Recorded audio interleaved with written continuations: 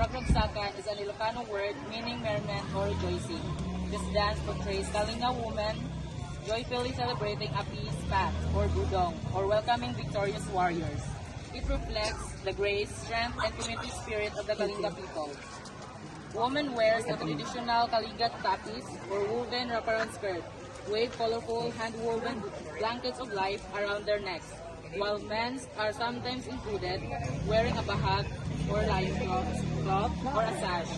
Basket with fabric were balanced on the dancers' heads to show poise and strength and representing the gift given during peace baths. Gangsa is the main instrument played with padded sticks or palms. Sungatong, a bamboo percussion instrument sometimes used in tribal performances.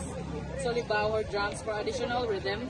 Sagipo or nose flute are occasionally included for melodic variations.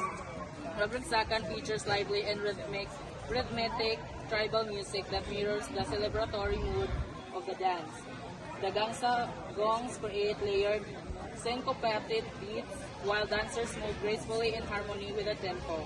The music is repetitive and hypnotic, supporting the smooth, flowing movements and the symbolic balance of the basket.